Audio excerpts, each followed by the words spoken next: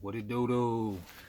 We made it to the top 30 through 21 of the top 100 dueling card games of all time. Let's get right to it. He said, "Is it for your games?" I told him, "Yes, it's the for your games." With number straight out of Brownsville, down and dirty, down to fight the round 30. Final Fantasy TCG. It's pretty much just like a variation of Magic the Gathering, which we'll soon get to. What will it place? We'll see soon. You have 50 card decks. Forwards, they're the units, like Zach here. And there are backups. These are the constant tapping resources, a la lands. Here goes Marlene. She's a backup.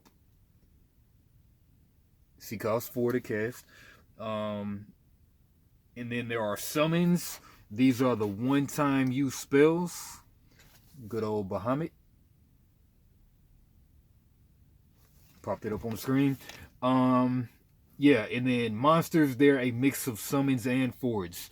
There's 6 colors in the game and black and white. The thing about black and white is you cannot discard those for crystals, which are the resource. Crystals. So you draw 2 cards per turn with this game. When you discard a card, you get 2 resources of that color. So it's not just lands that you're dealing with, you're also pitching for resources too. If you want to. You don't have to. But forwards are played ready, but they have summoning sickness, so just like Magic. Backups are played tapped though. So unlike Magic, all the lands are played tapped. Monsters and summons, they come in ready. In the attack phase, you'll tap 1 forward at a time to attack. Can also tap 2 to attack at the same time, kind of like Magic's banding. And when you hit the player 7 times, then you win. So EX burst from damage cards. Whenever you get an EX burst, you can play that for free. EX burst. Whenever it comes from your life cards. And this one says choose 1 forward, deal it 10,000 damage. Bahamut deals you 1 point of damage. And EX burst of cards put into the damage zone due to this damage can't be used. So you can choose to use the EX burst or not, I believe. And then main phase 2, there's a main phase, combat phase, main phase 2 like Magic, just like Magic. Can attack again in the main phase 2. And this is 3 copies of a card per game. 3 copies of a card game. And a cool alternative version of Magic the Gathering. Yeah, that's been Final Fantasy TCG. Alright, on to number... A 29-year-old construction worker. After coming home from a hard day's work... Sakura Arms. Alright, Sakura Arms. This is a mash-up 2 magical girls decks game. And their ultimates are always available on board, but they cost flair. So this is kind of like the 1/2 of the resources type of things right here. So you can never exceed 2 basic actions. So you get basic actions. To perform a basic action, you must pay one of the following costs. Lose 1 vigor, or put a card from your hand onto your discard pile. You may move a Sakura token along the following arrows drawn to your board. Sakura tokens they're these flower petals. Alright, so there are cards that cost a full, takes your whole turn. And then there are reaction cards that can be played on the opponent's turn. And most of them are just main phase cards. So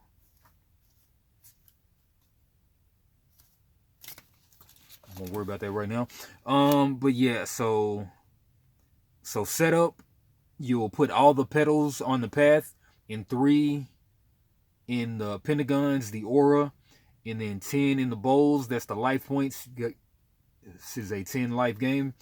You create you create / shuffle a deck of 7 regular cards and make a 3-card ultimate stack. So on upkeep, you're going to gain 1 vigor, can't have more than 2, and then you will draw 2 on your upkeep, beginning of your turn. On main phase, you do any number of standard actions or 1 full action. 1 full turn action takes your whole turn, and then actions cost vigor or discard a card from face down from your hand. And then advance, you can take 1 Sakura petal from path to your aura, and this shortens the range of cards. So cards have a range on them that they hit at. Yeah, so this one right here on the path, it's like a 5 to 7 range, and this is Magnum, 5 to 7 range on the path. And then this attack 3/2. Right, and then you can recover 1 from shadow back to your aura, or you could focus, which is aura to flare, or you can break away, which is shadow to distance. Damage can go to aura or life whenever you take damage, and then at the end phase, you're going to discard down to 2 cards in hand. And then the win con, of course, winning condition is to get your opponent to 0 life. And that's been Sakura Arms. Let's take it to number 28 on the scale. All I talk is Dietrich on me. That is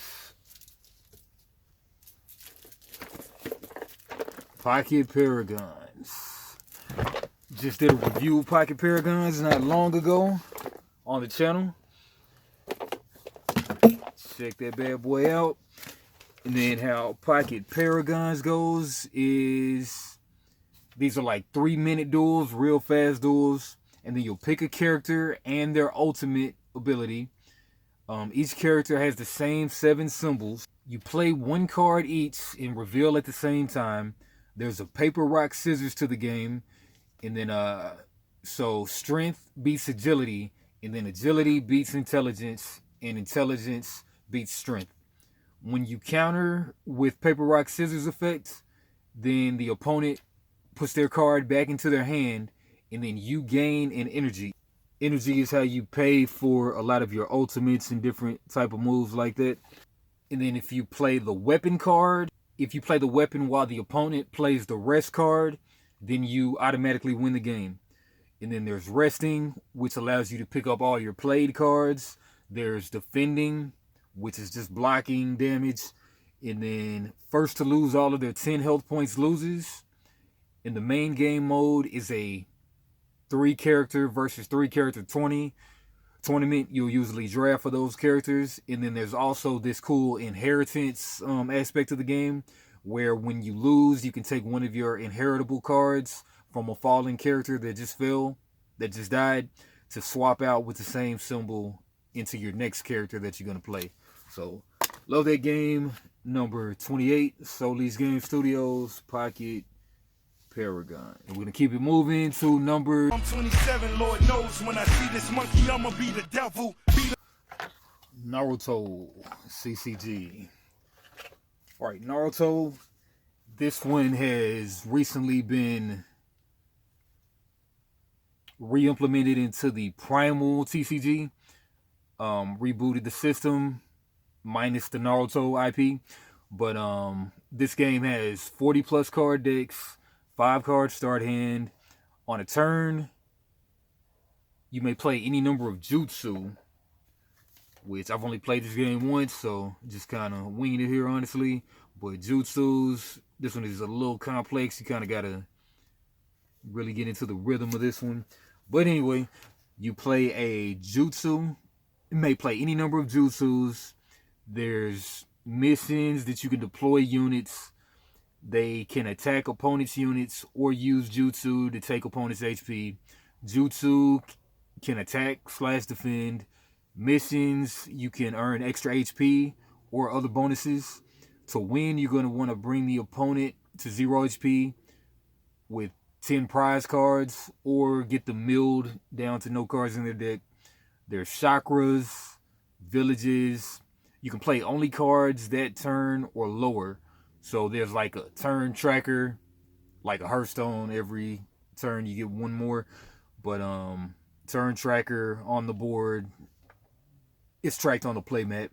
And then this Shryukin in the mid right of card, that's going to tell you what turn you can play it on. So this acute sense of smell can be played on turn 3, but you also have to discard 1 card into your aura, I believe it is. Yeah. So the cost to the right of that is how many you discard into your chakra zone to play the card. Combat, you send out up to 3 teams, and then they can have 3 ninjas max per team. 1 on top, that's going to be the leader. The opponent sends out defenders. They have to send that many number exactly as well or less. They can't send out more defenders than you sent out attackers. And then you play jutsus. Then y'all play jutsus. Those sound like something like instants or sorceries or whatever. Sounds something like instants. Got to discard from chakra zone to pay for those jutsus. And there's a main ninja stat and a support ninja stat. So, like, you know, when you're the main, you get the front number. And then when you're the support, if you're not the leader on the top, then you get the back number. And then whenever they get injured, then they have this stat.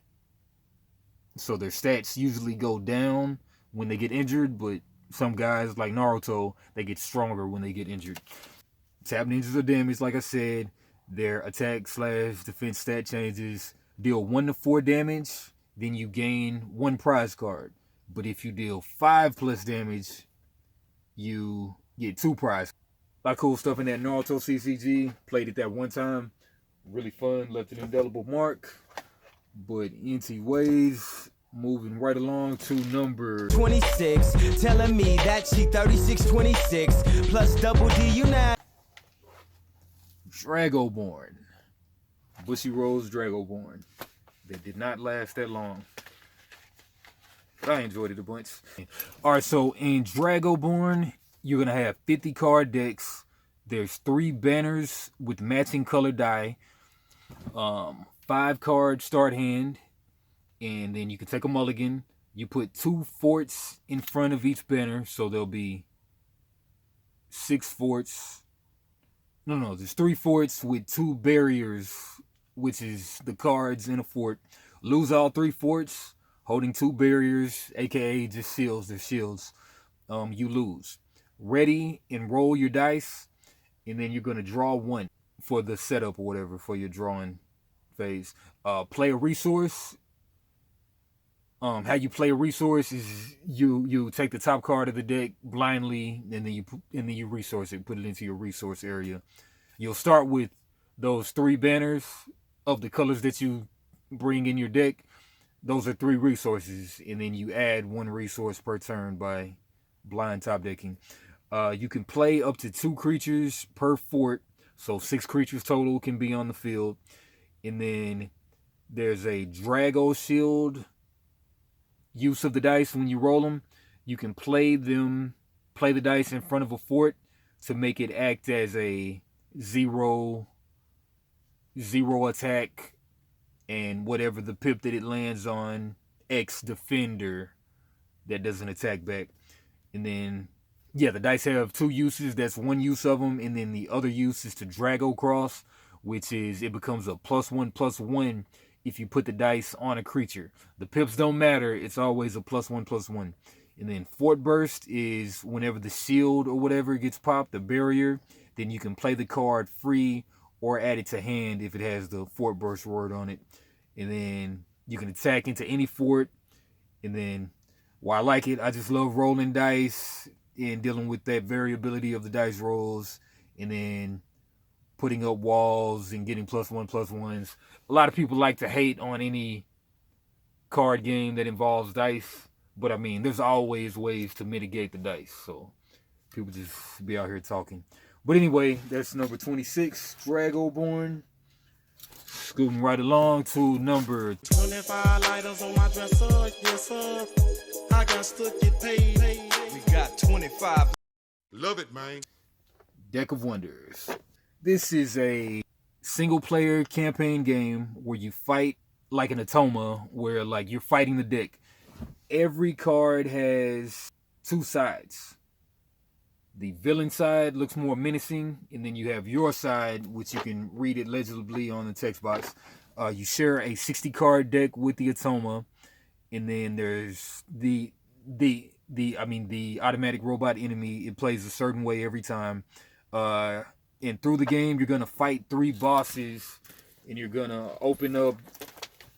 You're gonna go through these campaigns. You'll have these card packs that you open as you go through the game,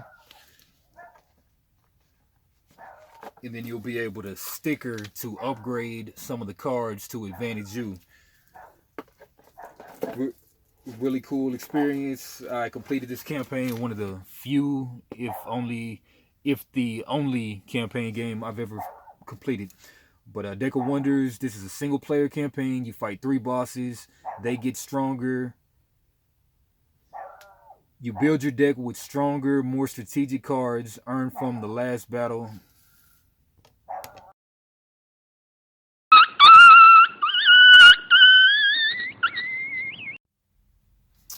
Yeah, so you build your deck with stronger, more strategic cards earned from the last battle, and then you try to advantage it to you. Every card has 2 sides, and your cards come in tapped. Your creatures come in tapped. Enemy cards come in ready, but you can set their battle line formation how you want to.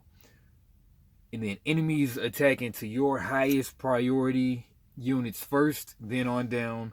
So your battle line formation has to have your highest priority units first, and then they go down. After a boss fight, you'll open up a pack of cards to help you in the next fight. Very thinky, cool solo thing. But just make sure you get all the rules correct, because I messed up and got some rules wrong and wasted a bunch of time. But watch my little play of the game if you really want to know. All right, but anyway, moving right along to number 24, that's how my partners roll. 7C, City of 5 Sails.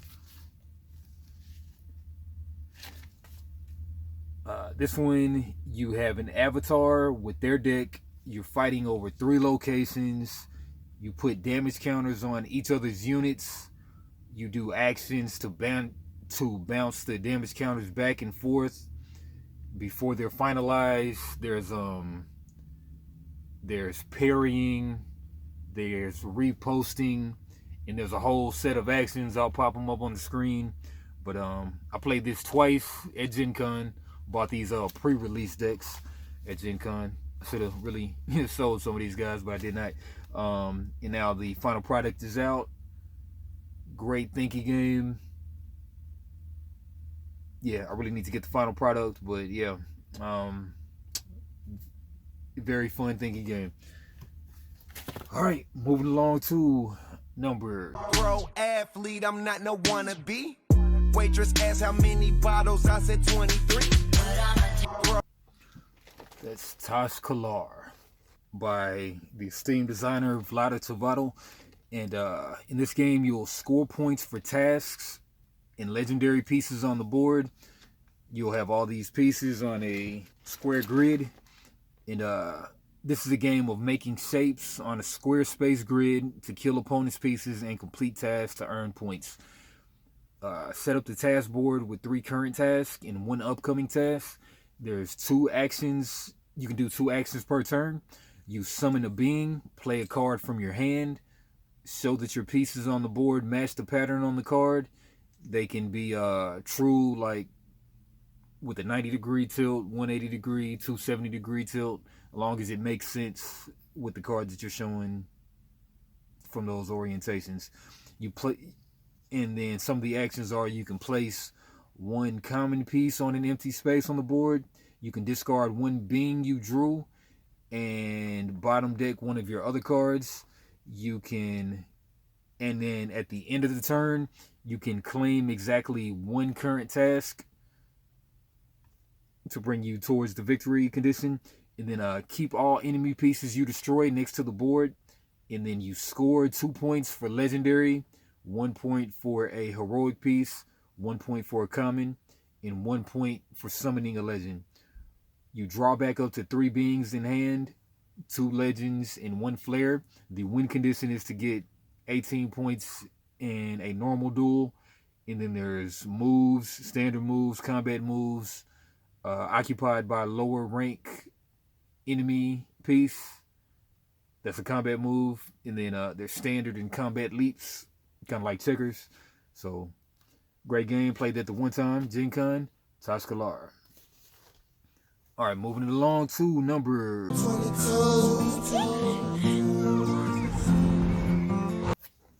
Warlord Saga of the Storm. All right, Warlord, how you win this game is you kill your opponent's Warlord unit.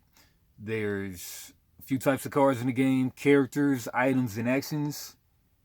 Items show the level, class, and alignment. Tells you if they can be equipped to one of your units. And then in this game, there's a formation. It's like a cool triangle with the base at the top. And then the setup is you'll put 3 level 1s on top of 2 level 2s units. And then you'll put your level 3 Warlord at the bottom, the top of the pyramid, which is actually the bottom. And then that's called the front rank, is the top of it. The level 3s, low cost units. I mean the level 1s, low cost units. And then in an illegal rank is whenever you don't have whenever you have too many low costs not supporting a higher cost. You fix it by falling forward. You tap a guy and move him up. That makes the guy spent. And if the guy is spent / tapped, then you will stun him, put him 180 degrees tapped. And there's a melee strike. You choose any other character within 1 rank of your character. You roll the d20 and add to attack modifier. If total is greater than target's AC, then you will place a wound on the target. And these characters, they can have like 3 wounds that they can suffer. They have like 3 health. Some of them have 2 health. You don't want to get wounded. Range strike, it can shoot over 1 rank. So normally you can only hit 1 rank in front of you. But if you do a range strike, you can hit 2 ranks later. And then there's a critical success. Roll the natural 20 on the dice. And then there's a critical fail. You roll a natural 1 on the d20, 20-sided dice, 50 card minimum deck. Very fun. Made it a habit to try to play this every time I go to Gen Con. Only place I really play it. But they have a very good community online. Check out Chris Nirvana Tool. And the game has actually gotten retaken up for the 3rd time the game is out by Kingswood Games. So they got some new product coming. So check them out. Warlord Saga the Storm, Kingswood Games. Great stuff. All right. And moving them right along to the last one of the night. 21, can you do something for me? 21. Can you hit a little rich flex for me? That is Ashes, Rise of the Phoenixborn. Very unique thing about this game is that you pick your starting hand of 5 cards. You don't draw into it. You just pick whatever 5 cards you want. I don't think you can have copies in that 5 card hand though. But Conjurations, they're tokens. The black back deck of cards, just tokens. Things that you don't have in your main deck. Then you have 10 dice that you roll at the prepare phase. These dice have, I believe, 3 sides that go down in importance. So you can discard any number of cards to draw back up to 5 cards in hand. And the phase 2 is mandatory main action. one optional side action can be done in any order. You can do the main or the side action. And then phase 3 is the recovery and then healing characters, they heal. And then you don't reset anything till both players pass consecutively. So you could say you pass, or you can run out of actions, but the other guy can keep on doing moves until they decide to pass as well. Then you go to the next round. Phoenixborn's battlefield is how many units you can have on the battlefield. It says on the Phoenixborn card, that's your avatar. And then spell board number equals how many spells you can have actively. They're kind of like enchantments in Magic. Dice has 3 levels, like I said, to every dice. You can always use a lower level for any dice. And then triangle, that's the weakest symbol. And then symbols are always showing at least that value. Lowest equals the basic, middle equals the class, and top equals the power. Board layout, spells go in front of the Phoenixborn.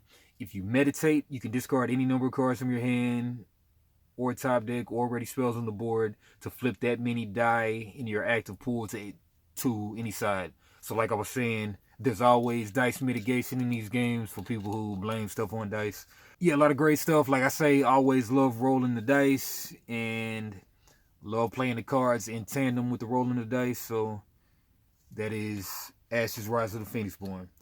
Alright, so come on back in a few days for number... Alright, really getting up there. So that'll be number 20 through 11. And go ahead and give me a like, comment, subscribe. Follow your games. Peace.